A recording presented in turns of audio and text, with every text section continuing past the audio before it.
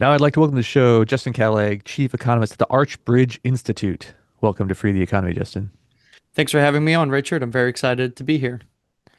All right, so just like for the past few months, everything about economic policy is tariffs, tariffs, tariffs, and more tariffs. And we talk about them multiple times because they're important. So we've seen a flurry of legal action on tariffs recently, and when we say recently, we mean a few days in the past as we're recording. With the U.S. Court of International Trade, a court many people did not know existed before a couple weeks ago, striking down Trump's so-called Liberation Day reciprocal tariffs. And then almost immediately afterward, the Court of Appeals for the Federal Circuit granted a temporary stay of that ruling. So those Liberation Day tariffs are basically in effect until further review. That is, of course, unless the president himself changes them, as has happened many times.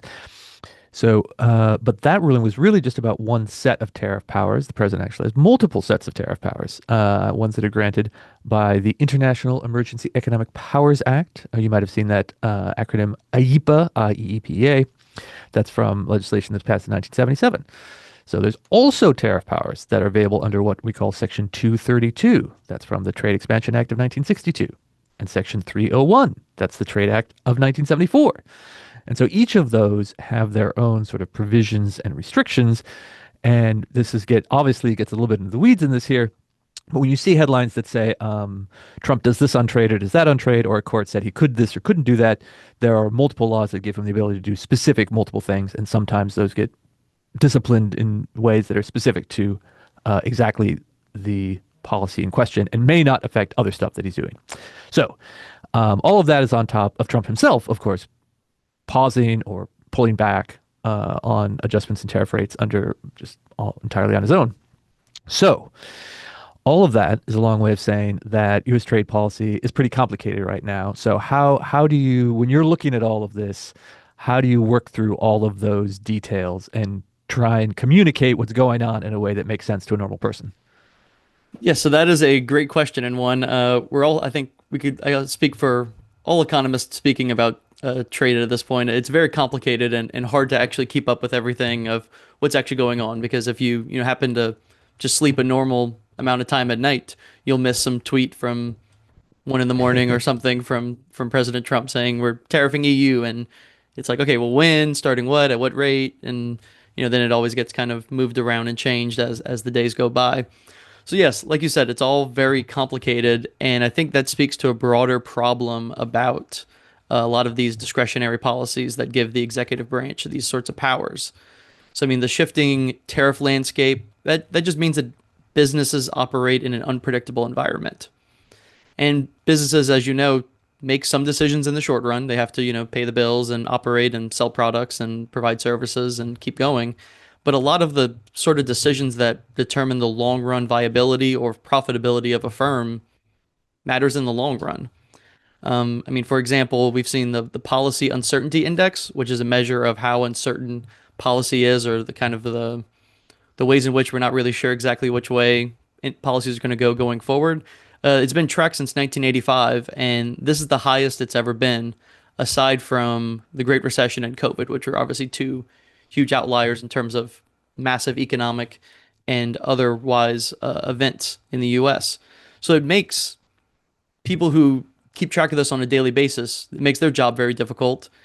So you can only imagine how hard it's going to be for producers or businesses in the US to actually keep track of all of this because one, they're busy running their own business and trying to, just provide services and make products and things that keep their job and keep their businesses flowing and providing, being able to pay their employees and pay their vendors.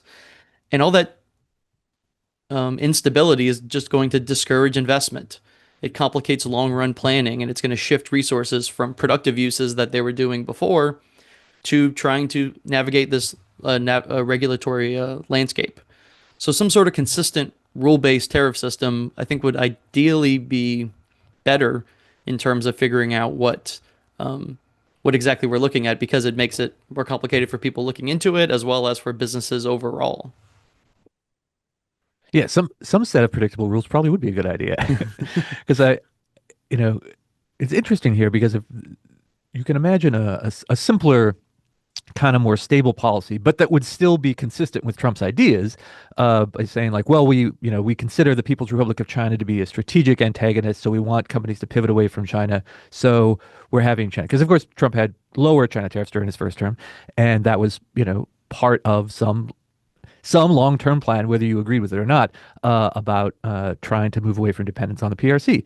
Okay. But so imagine you're a producer and you say, well, instead of investing in a new um, factory in mainland China, we're going to set something up in Vietnam instead. Lots of companies have done that for different categories of products, but now we're tariffing Vietnam too, right? So then you get but then we're pausing that. So maybe we should put those long-term Vietnam plans back on track, right? Um, Right. so you can imagine how someone, right, the people who all of this is supposed to be impacting, right? It's not like the impact on companies is an unintended consequence. That's the whole point of the tariffs in the first place, Right. is to motivate them to make different choices. Um, but they can't make substantive choices about their place in the economy if the incentives they're supposed to be operating under change every week. Right. No, exactly. It's just going to make it impossible to actually make short and long run decisions. Like you said, like if there is a strategic, okay, we, like you said, divert resources from China. Okay, that, we can agree, disagree on that specific policy, but at least that's a policy with a directive and an idea versus this kind of off the cuff throwing darts at a wall and just kind of seeing what happens and it's changing every single day. I was talking to a friend recently who he works in the commercial manufacturing rental business, and they have a ship that's been, or they have a container full of equipment that's been sitting on a dock in Florida for I think 2 to 3 months at this point. I talked to him about a month ago, and it's just sitting. The product's just sitting on the dock because they're waiting to see like, okay, at what point in the tariff rate can we actually take it off the boat in order to pay the tariffs? So I mean, that's a lot of wasted resources that are just being used to sit a container on a boat. And if this is happening to just this person I happen to know, I can imagine it's happening all across the country, and that just makes business activity come to a pretty screeching halt in many regards, and makes us very reliant on the resources that we have, which is fine. I mean, we're a resource rich country with a lot of people and a lot of products and people who have really good knowledge of how to do things. But that's no way to grow an economy. That's no way to expand an economy. There's no way to provide more opportunities for everyone else. Yeah, I can just imagine having that your guy at the port on speed dial. You see a tweet that like lowers the tariff rate, and you're like, unload it right now, get it Yeah. up. So this launching and pausing and raising and lowering of individual tariff rates, as well as sort of entire categories of tariffs, has gotten the most attention. But one angle you wrote about recently I thought was really interesting is the ability of the administration to grant or withhold exemptions to the tariffs, right? So not pausing the tariffs themselves, but say if a U.S. company, so if the United States has a 20%, 5% tariff on steel imports, for example, an individual, an industry or even an individual company could come to the president and make some sort of special request, and the White House can, theoretically say that the tariff stays in place for everyone else, but doesn't apply to automakers or to General Motors or to nail manufacturers or, use the Adam Smith example, pin makers, right? Whoever it might be that would use steel. Um, Question is, how does that work in practice? Like, is there an actual process for this? Is there a form you fill out? And then, is there a difference, as we've seen with the IEEPA tariffs and other parts of this policy, between what everyone kind of agrees the White House is able to do and what this particular White House is claiming they're able to do, which may be more controversial? Right. So to be fair, I'm not exactly sure what's the proper form or the proper government document you're supposed to fill out in order to make these requests. But what it seems pretty clear that is happening is essentially businesses and business leaders are just going to the White House or Mar-a-Lago and asking the president, for these exemptions. And those exemptions are going to be by definition discretionary. So the law outlines some standards to uphold, but the Trump administration's taken a pretty broad interpretation on its authority, like we've seen going back and forth with the court rulings. And that allows it to selectively shield certain firms from those tariffs. So what this now means in a broad context is that typically the companies that have access to the president, whether through his meme coin or whether through just political connections, they can now be immune to this new tariff. And companies that are stuck paying these import taxes are small businesses, the firms that do not have the political connections to the White House. So that sort of disconnect between statutory guidance and executive action or executive discretion is going to blur rule of law, things that are important for any stable democratic society, and incentivizes lobbying over productive activities, right? So instead of these firms, the CEOs of these firms trying to figure out to build their next factory or what sort of new devices they want to put in place or planning for their next board meeting or meet with different investors and meet with different lenders. They're spending time and resources out of their day to lobby the government for these special privileges, and that just diverts what the CEO's job is supposed to be to doing all of these like kind of political connections as well, which is just by definition has some opportunity cost to it. So it's going to incentivize people to do more of that protectionism as opposed to, or I guess, relieving of the protectionism, but for themselves, but at the expense of whatever else they could be doing at that time or just doing their regular full-time job. Yeah, so I guess people are playing politics defense instead of playing business development offense. Right. I mean, I read a lot. I like to read a lot about history, and this definitely seems like the sort of medieval Europe. You need to send someone to the court and like flatter the king's advisors in order to get a special, a special document, exempting you from the tariff of goods crossing the Rhine or whatever it is. Right. Um, so. Another thing about the idea that you have this generally applicable law that's supposedly good, right? That's it's certainly the administration's argument that the tariff regime is a good thing, but the needing a bunch of kind of like this sort of flurry of one-off exemptions kind of argues against, kind of undermines the general case that tariffs are a good policy in the first place. It seems like because if they are good and they make our country and our economy stronger without raising consumer prices, as we are told. Supposedly, this will not lead to a significant spike in consumer prices. Why would we need to be handing out all these exemptions if this is such a fantastic, wonderful policy that's going to benefit everyone? Because it seems like it would just giving significant exemptions would dilute the good that the tariffs are supposed to be doing in the first place. So and like you said, this is really a sort of question, a sort of a rule of law question. Like, are we following the basic rules of our society or not? Because as a lot of our friends in the economics world, I'd like to remind us, tariffs are taxes. They're import taxes, and we don't give the president unitary ability to like exempt a company from the corporate income tax. Like we Right. don't let him like point to his buddies at Mar-a-Lago and say, you don't have to pay income taxes. Right. So why do they get to do this?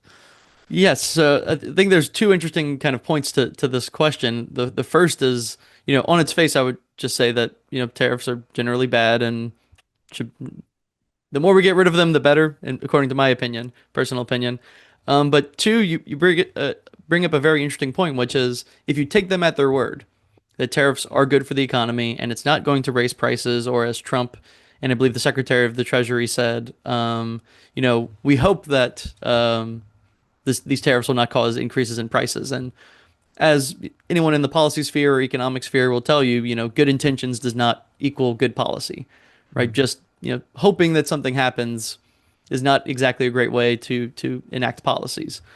So if these tariffs were beneficial, then those exemptions wouldn't be needed in the first place, right? If you take them at their word that tariffs are good for the economy, well, exempting them is going to which should, according to their own view, do the exact opposite, right? That's actually going to be harmful.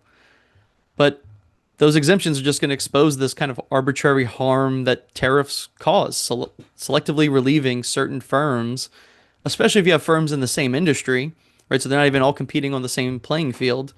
Like you said earlier, there's something to be said about like if you want to, tariff a specific industry or product because of some national security reasons, that's often been used a little too generously in the past, in my opinion. But even if you want to go with that path, um, there's I don't believe there's ever really been a case of like, okay, well, we want to tariff this specific product so that we can, maybe agriculture, so we can protect the integrity of the agriculture industry in the US for whatever reason. It could be even if you realize it causes economic harms, you want to take care of the farmers, and there might be some reasons to do that, perhaps.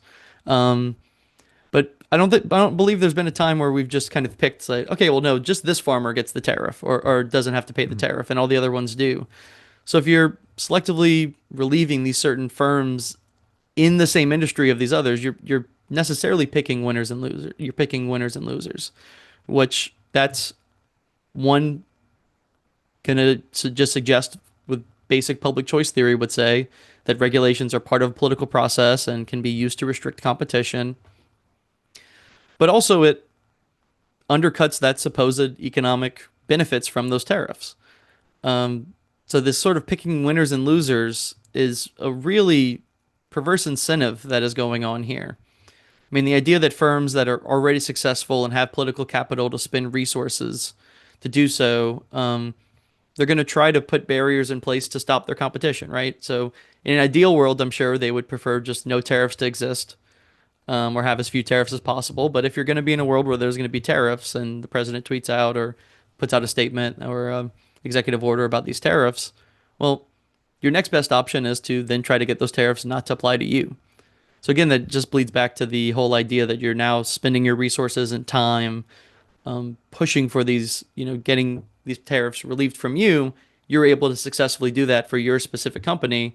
Now, all these other companies have to pay those tariffs as well, or instead, and you don't. That's necessarily picking winners and losers, and that's not exactly how a free and open marketplace is supposed to work, right? It's supposed to be the people who produce the best products and the best quality and provide long-term viability and profitability are the ones that succeed, and the ones that fail to provide value to consumers, that those are the ones that fail. But instead, we're basically putting an extra 25% cost on, some firms, you typically smaller firms, at the expense of just letting these bigger firms that are already doing pretty well um, succeed at their expense. And that just seems like a pretty unfair system, right? Just at its core, it seems unfair. And from an economic perspective and a political perspective, it's also unjust and redistributes Mhm. resources in ways that they would not have otherwise. And that just Right. makes the economy worse off and the people worse off. Well, yeah, and there's also the potentially darker angle of this, which you sort of hinted at before, where we've had several instances since Inauguration Day in which people have accused the White House of being, or at least potentially being, corruptly influenced by people who are trying to curry favor with the federal government. We all know, even people like of my age who were aware of Donald Trump's career as a business person going all the way back to the 1980s, his reputation ever since then, for those 40 years, everyone knows he's a person who likes to be complimented, right? He's a person who Yes. likes to be told how great he is, so that everyone knows about that, knows that, and apparently he likes getting gifts as well. So, whether there are, like you said, investors who are buying up his like crypto meme coin. He just had a big, special dinner with all those people and invited them and gave them, special treatment. Or it's the, Emir of Qatar, gave him a $400 million private jet. He was obviously a big fan of that. Um, but, in those cases, at least so far, I haven't seen that, he hasn't done anything specific, given any sort of specific benefits to those people. He, I don't know that he's given the Emir of Qatar any special favors. But in the case of these sort of like trade exemptions and restrictions we're talking about, where we say, well, there's a big tariff, but this industry or this company gets exempt from it, so they get the special treatment. One, that's probably that itself is going to be a little bit inside baseball for a lot of people. So it's not going to be on the headlines. It's going to be something people don't really see, not a lot of visibility.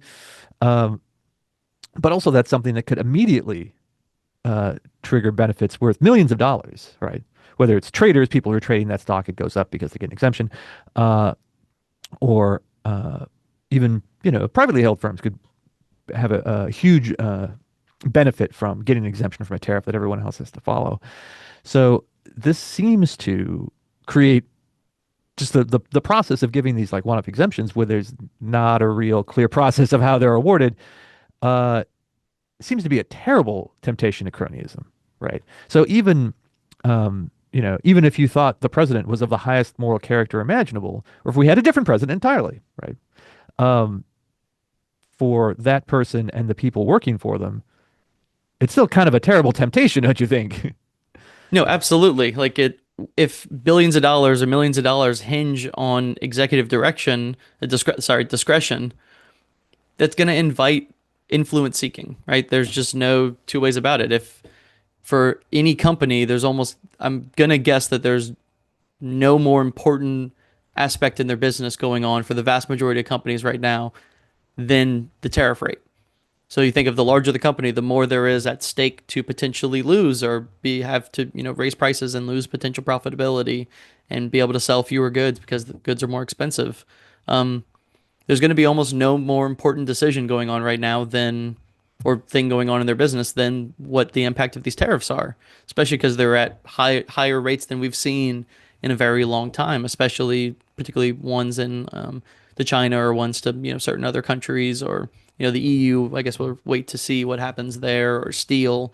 We recently saw Trump, I think double the steel tariff rate Mhm.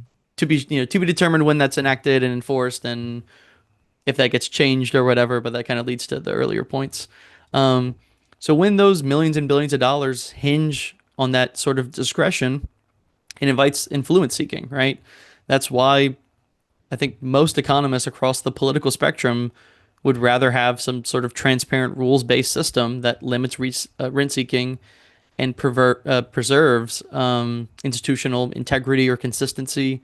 Just because as we've seen kind of especially during COVID, like markets can respond to bad news, right? They know how to respond to bad news.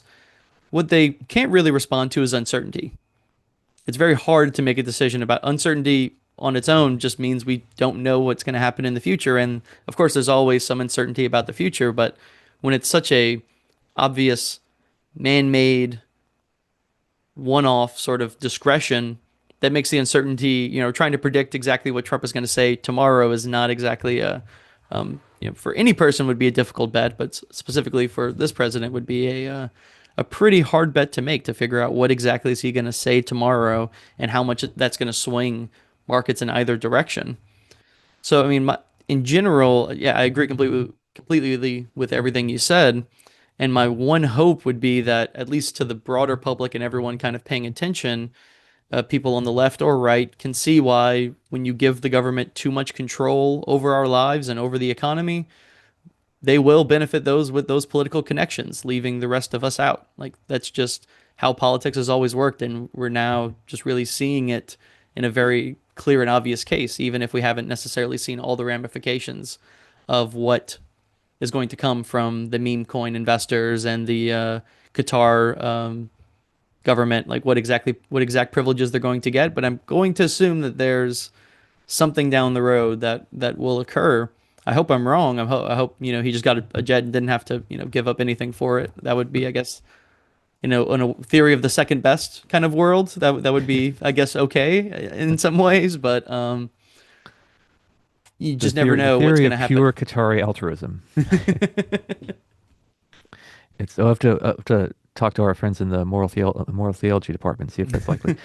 Uh, so there's a lot of angles we could chase down here. We may have to come back for a full theory of political economy and regulation, because you've certainly talked about the one of my hobby horses, which is that the sort of econ or poli sci 101 view of regulation, which is that companies are out there imposing externalities and doing bad stuff, and the government is here to have economic regulation to stop them from doing that, is perhaps at best the sort of naive view of things, and that a lot of economic regulation really has been captured by industry and is subject to lobbying, and if anything, manages to form a moat around the profits of the most popular incumbent firms rather than actually discipline in a meaningful sense.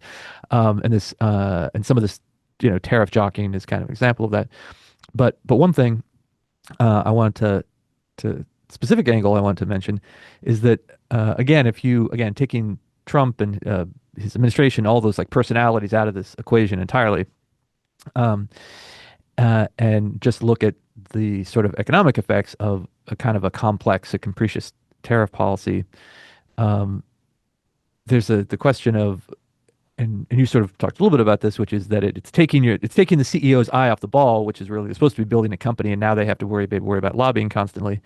But also leads to what people call tariff engineering, which is a kind of fascinating thing. I remember when I first remember first reading about this years ago, that companies change their products and they change to some extent their marketing and description of their products based on what is tariffed and what's not tariffed. Hmm. And so my good buddy, our former guest on this show, and my former boss Scott Hodge of the Tax Foundation wrote about this in his book Taxocracy.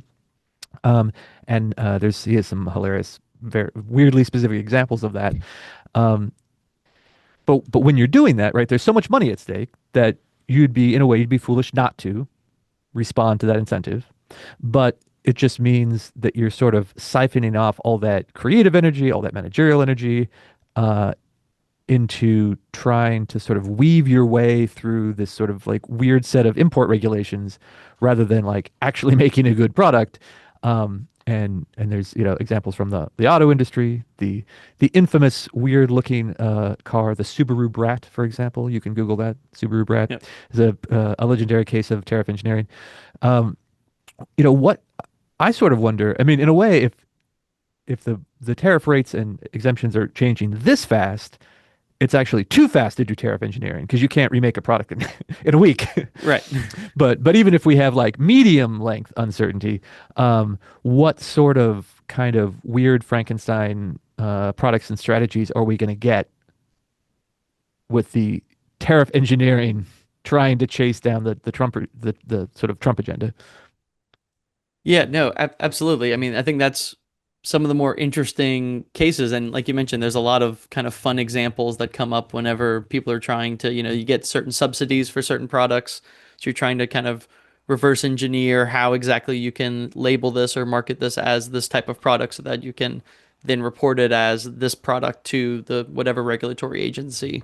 And you see this, I mean, you see this across, any specific, you want to talk about taxes, subsidies, tariffs, just in terms of like whether something's legal or not. I mean, there was a few cases in a few states, I know at least in my case, like Louisiana, there was this sort of like vague hemp bill law that passed a few years ago that all of a sudden kind of accidentally legalized like THC seltzers and all these other different products. So all of a sudden you see people responding, and all of a sudden all these products are out, and they didn't even really mean to do it, and then it just sort of happened, right? So a lot of this energy and resources are going towards trying to navigate around the legal landscape, and tariffs are just going to be another example. I think to your point, because of how much uncertainty and kind of sporadicness there has been, I think it probably is going to take a little bit longer to see sort of what the tariff engineering is going to look like. But at least what we can see from pure lobbying expenditures is that lobbying expenditures on trade issues were almost 300 times higher in the quarter one of this year than quarter four of last year. So, I mean, a three times increase of lobbying expenditures just from one quarter to another sends a pretty clear signal that people are trying to navigate this, landscape in a bunch of different factors, right? So I think the point I mentioned earlier about having to lobby to the president or his agencies or his friends in the government almost understates the point of how much excess or political resources are going to be used in order to go around a lot of these rules. I mean, so if you have the lobbying expenditures, you have, like you mentioned, the tariff engineering of trying to say, well, this product is really this, it's not that, it falls under this, specific 12 or whatever digit line item of like what exactly this product is. It doesn't fall under this one, and this one has a 5% tariff rate as opposed to this one has a 23%. So I think we're going to see a lot of that, just because whenever you make the rules complicated, you therefore have to spend more time following those rules. I mean, you see this with tax codes and regulation codes overall. I mean, tax codes have gotten exceedingly long and complicated with a lot of exemptions and a lot of things you could write off. So now what happens is a lot of people have to spend either their own time or more likely a lot of their resources in order to hire someone who knows those rules. So there becomes this whole new sort of cotton industry of specialists and compliance officers, if you want to call them that, who can sort of navigate all of these rules regarding if they're tariffs or income taxes or regulations or whatever have you, right? There's a whole cotton industry now of people who are specialized in this field in order to help people navigate this.